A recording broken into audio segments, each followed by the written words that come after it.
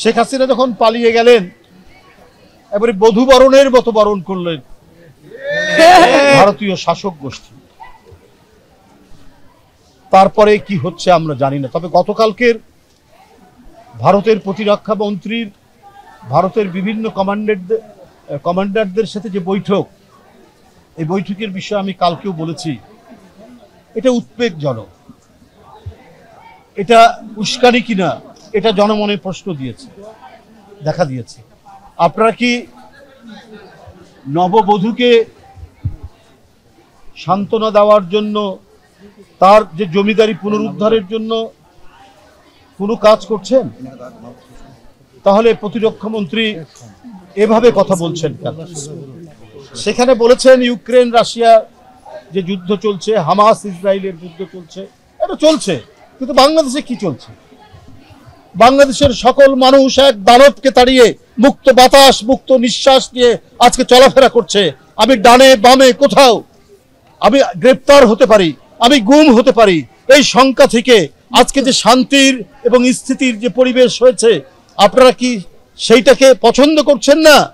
বাংলাদেশের মানুষ শান্তিতে থাকুক, বাংলাদেশের মানুষ গণতন্ত্র ফিরে আসুক, বাংলাদেশের মানুষ একটি সার্বভৌম দেশে বসবাস করুক, এটা কি ভারতের নীতি নির্ধারকরা তারা মোটেই পছন্দ করছেন না? তারা এটাকে মেনে নিতে পারছেন না। শেখ হাসিনা আজকে বাংলাদেশে নেই, এই কষ্ট, এই দুঃখ ভারতের নীতি নির্ধারকরা কি ভুলতে পারছেন না? তাহলে তো আপনারা বাংলাদেশের মানুষ, বাংলাদেশের জনগণ, বাংলাদেশের স্বাধীনতা, বাংলাদেশের সার্বভৌমত্ব আপনাদের কাছে তো মোটেই নিরাপদ নয়। আপনাদের কাছে শুধু একজন মাত্র ব্যক্তি নিরাপদ, তিনি শেখ হাসিনা। এটা অত্যন্ত দুর্ভাগ্যজনক। পার্শ্ববর্তী দেশ আমাদের সাথে অনেক অমীমাংসিত বিষয় আছে, কিন্তু আমরা পরস্পরের সার্বভৌমত্বকে শ্রদ্ধা করি। আমরা যেমন ভারতের স্বাধীনতা সার্বভৌমত্বকে শ্রদ্ধা করি, ভারতেরও উচিত হবে বাংলাদেশের স্বাধীনতা সার্বভৌমত্বকে শ্রদ্ধা করা। আপনারা যদি ওয়ান ওয়ে ট্রাফিক হয়ে কোনো একটি বিশেষ ব্যক্তি এবং দলের প্রতি আপনাদের যদি যোগাযোগ থাকে বা যোগাযোগ রক্ষা করেন, তাহলে বাংলাদেশের মানুষ সেটিকে ভালোভাবে মেনে নেবে না। আমিও বলে রাখি, এই দেশ, এই বাংলা দীর্ঘদিন ধরে অনেক নির্যাতন সহ্য করে, কিন্তু আবার বিদেশি হানাদারদের বিরুদ্ধে রুখে দাঁড়ানোর যে অদম্য তেজ এবং সাহস কিন্তু এরা সব সময় দেখিয়েছে। এবং এই দেখানোর মধ্যে দিয়ে তারা যে একটা বীরের জাতি, এইটা কিন্তু ভারতীয় কর্তৃপক্ষকে মাথার মধ্যে রাখতে হবে। বন্ধুরা আমার, পিলখানা হত্যাকাণ্ডের মতো ঘটনা, এইটা নিয়ে সংশয় দীর্ঘদিনের, এটা কারা ঘটিয়েছে? আজকে কিন্তু প্যান্ডোরার বাক্স খুলতে শুরু করেছে। ডিএডি রহিম জেলখানার মধ্যে কারা তাকে হত্যা করেছে, কেন সে জেলখানার মধ্যে মারা গেল?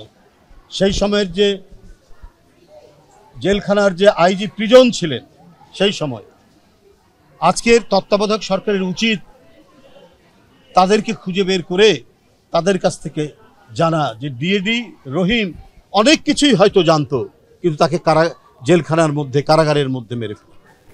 অনেক ঘটনা, অনেক কিছুই অনেকে জানে, এখন একটু একটু সবাই মুখ খুলছেন। এমনকি বিডিআরের যিনি ঘটনার পর যিনি ডিজি হয়েছেন, তিনিও কিন্তু অনেক কথা বলেছেন, যে কথাগুলো আমরা সব কিছু বলেছি। এখানে বিদেশি হস্তক্ষেপ থাকতে পারে, সেই হস্তক্ষেপ নিশ্চিত করার জন্য আওয়ামী লীগ, তার মন্ত্রীরা যায়, তার নেতারা যায় সাদা পতাকা নিয়ে, তাদেরকে কিছু বলে না, আর অন্য আইন শৃঙ্খলা বাহিনী গেলে তার দিকে গুলি করে। এই সমস্ত রহস্য আজকে মানুষের মনের মধ্যে দানা দিয়েছে। তাই 2009 সালের 25শে ফেব্রুয়ারি ঘটে যাওয়া যে ঘটনা, এটা ছিল অত্যন্ত দুরভিসন্ধিমূলক।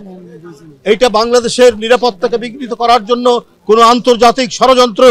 এই ষড়যন্ত্র এখন সুষ্ঠু তদন্তের মাধ্যমে এইটা যদি এখন দেখা হয়, এটা যদি আবারও সুষ্ঠু তদন্ত করা হয়, তাহলে অনেক নতুন জিনিস বেরিয়ে আসবে যে শেখ হাসিনা বাংলাদেশের প্রধানমন্ত্রী ছিলেন না, তিনি ছিলেন আজ্ঞাবাহী একজন প্রধানমন্ত্রী, যিনি ছিলেন একটি দেশের এখানে প্রতিনিধি। তিনি জনগণের জন্য কাজ করতে এখানে আসেন।